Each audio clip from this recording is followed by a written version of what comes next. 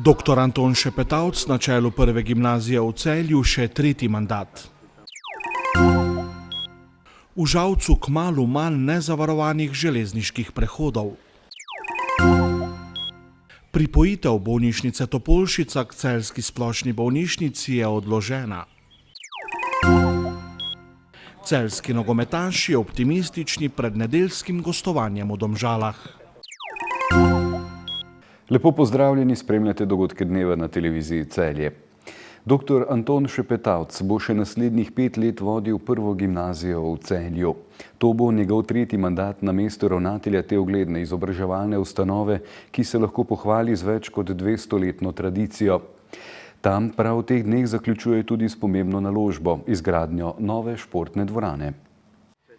Dr. Anton Šepetavc je vodenje prve gimnazije v Celju prevzel pred 10 leti, ko je na tem mestu nasledil takratnega dolgoletnega ravnatelja Jožeta Zupančiča. Z opravljenim delom v preteklih 2 mandatih je zadovoljen. 1, 2, 3 mine, se pravi, kratko dolgih 10 ravnateljskih let, ogromno dela, ogromno napora, ogromno skrbi, vsakdanjih in tudi kakšnih drugih.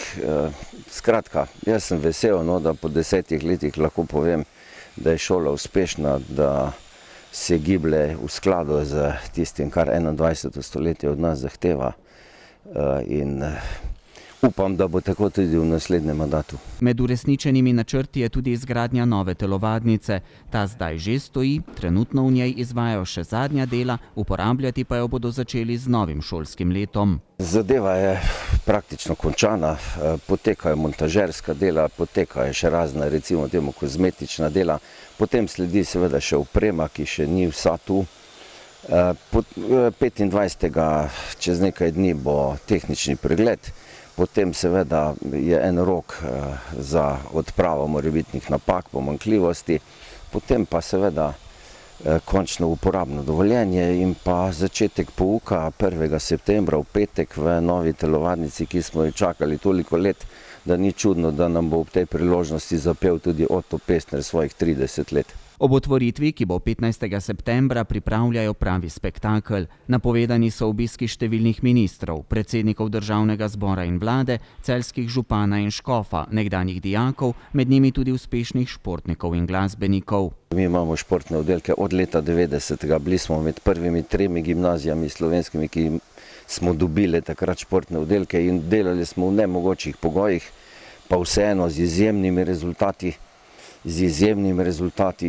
Mi smo imeli recimo v Londonu en kup olimpijcev, pa tudi v Riu, tako da smo res ena šola, ki lahko s ponosom pogleda na svojo športno zgodovino in seveda tudi sedanji trenutek. Zdaj bo pa seveda vse drugače, veliko lažje, veliko manj selitev bo, veliko manj napora tudi za športne pedagoge, pa veliko manj skrbi tudi za nas, ki organiziramo pouk. Naložba bo stala nekoliko več, kot so sprva predvidevali, okoli 3,2 milijona evrov. Na šoli pa bodo počitniški čas izkoristili tudi za druga, zlasti vzdrževalna dela. Obnavljamo še vedno WC, letos smo se lotili v kompletno prenoviti, že pred leti smo jih, zdaj jih bomo še pa bolj. Polagamo ploščice, polagamo tapete, tudi nekatere take bolj slikami narave. Skratka, marsikaj se dogaja, tako da vsako leto je podobno, delamo, poskušamo narediti šolo še lepšo, kot je, pa mislim, da je že zdaj zelo lepa. Sicer se lahko prva gimnazija v Celju pohvali tudi z 20 letošnjimi zlatimi maturanti. Uspešnost na maturi je bila nad državnim povprečjem, uspešno jo je opravilo kar 97% dijakov. Po Sloveniji je približno 400 nezavarovanih železniških prehodov ali pa so ti označeni le z Andrejevim križem. Ta sicer opozarja na nevarnost prehoda vlaka, a žal ravno na takšnih prehodih največkrat prihaja do prometnih nesreč z najhujšimi posledicami. Včeraj se je v Žalcu mudila komisija za pregled in načrtovanje železniških zapornic na takšnih prehodih, tako da naj bi se število nevarnih železniških prehodov v žalski občini kmalu zmanjšalo.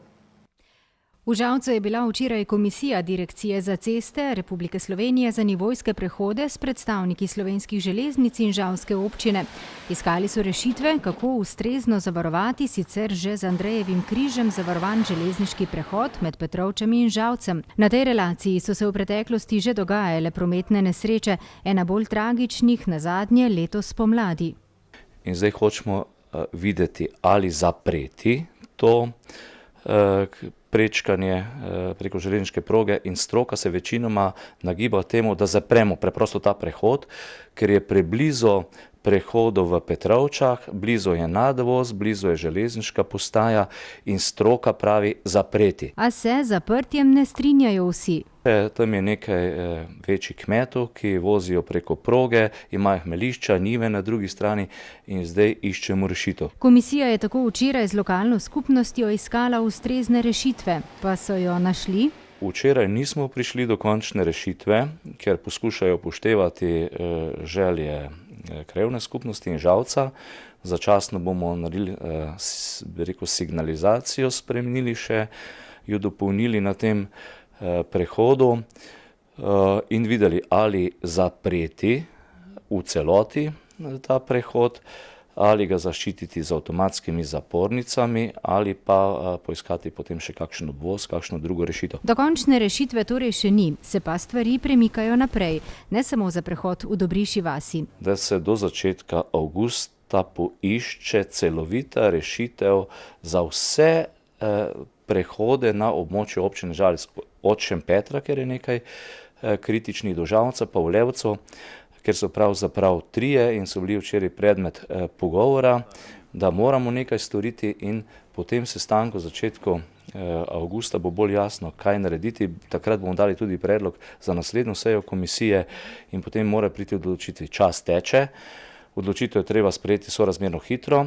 Predvsem zaradi varnosti in tudi zaradi zagotovitve finančnih sredstev, s katerimi bo občina nastopila kot sofinancer. Mi smo pripravljeni delati kakšno obvozno cesto, občina sofinancirati, ampak tukaj verjamemo, da bo tudi ministrstvo oziroma direkcija nam prisluhnila, ker mora biti to tudi prijazno uporabnikom. Župan ob vsem tem še poudarja.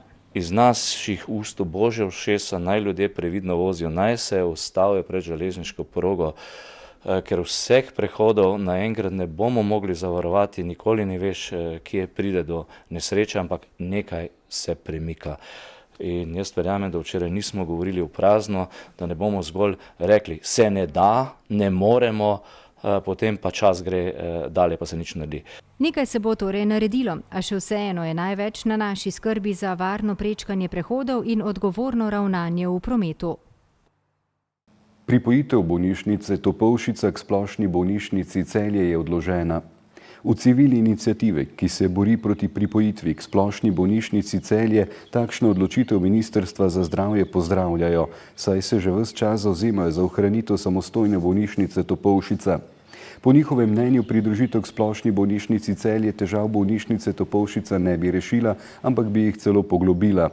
V svojih prizadevanjih so, po mnenju predsednice civilne iniciative Marije Vrtačnik, uspeli tudi zaradi širše podpore javnosti, saj je njihovo peticijo podpisalo več kot 17.000 ljudi.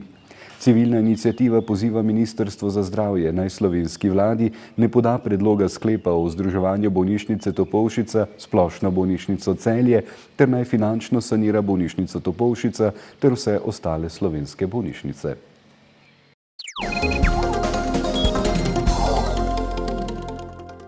V prvem krogu nogometnega državnega prvenstva sta bila predstavnika s Celjskega polovično uspešna. Celjani so z 1-3 klonili na gostovanju pri Olimpiji. Velenjski Rudar pa je pod taktirko novega trenerja Marjana Pušnika z 2-1 premagal Domžale. Prav Domžalčani bodo v drugem krogu nedeljo naslednji tekmec Celjanov. V celjskem taboru so po porazu v prestolnici v prejšnjih dneh analizirali svoje napake na tekmi proti Olimpiji ter skušali nivo pripravljenosti dvigniti na nekoliko višjo raven. Ja, vsak poraz je treba pozabiti, ampak sam sem tak, da težko prebolevam poraze, sploh če se zgodijo, kadar mogoče sam nisi na maksimumu. Bila pa Olimpija boljša, zasluženo zmagala.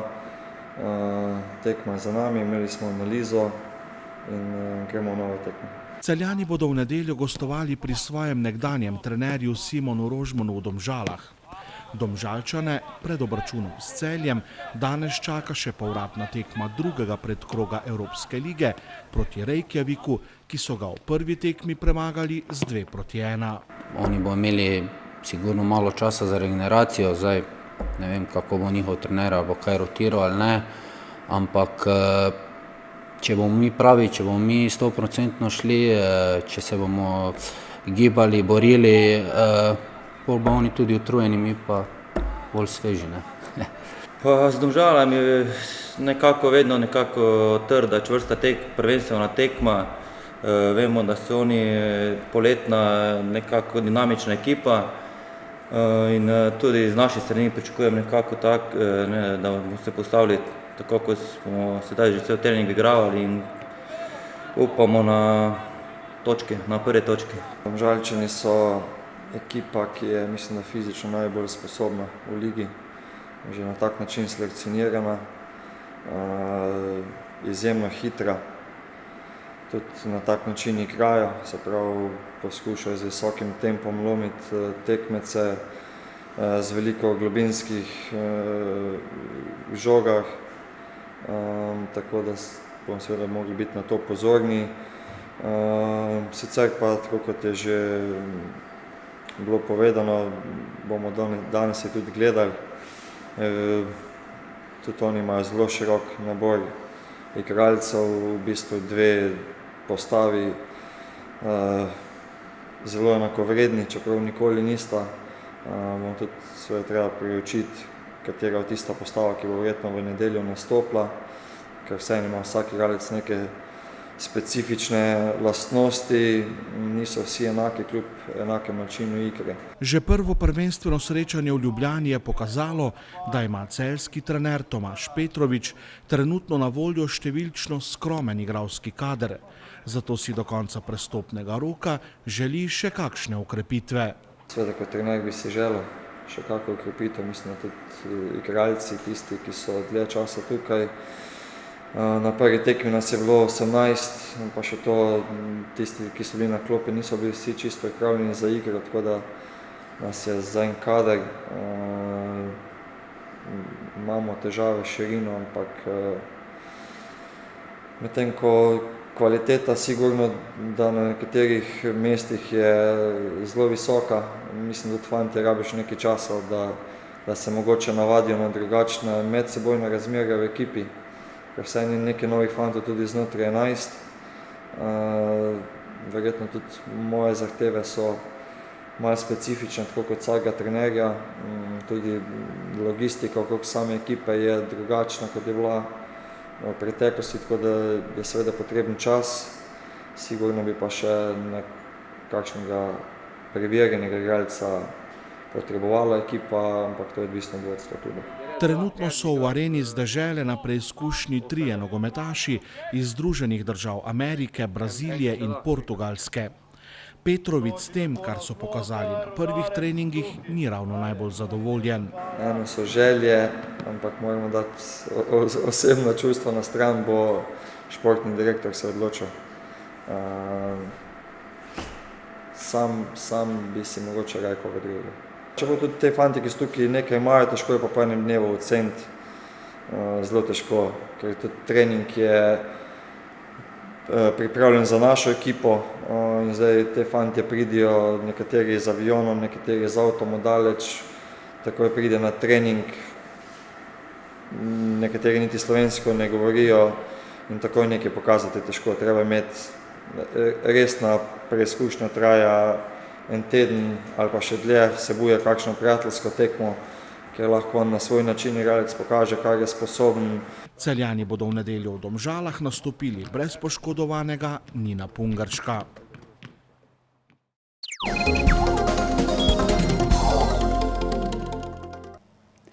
Jutri bo po večini sončno, popoldne bo v notranjosti Slovenije nastalo nekaj vročinskih neviht. Najnižje jutranje temperature bodo od 14 do 20, najvišje dnevne od 28 do 34 stopinj Celzija. Do ponedeljka bo po nižinah sredi dneva in popoldne velika toplotna obremenitev. Soboto in nedeljo se bo nadaljevalo sončno in vroče vreme. Popoldne ali zvečer bodo možne posamezne vročinske nevihte. Pihal bo jugozahodni veter. Spremljali ste dogodke dneva na televiziji Celje. Hvala lepa za vašo pozornost. Do prihodnjič pa lep pozdrav in srečno.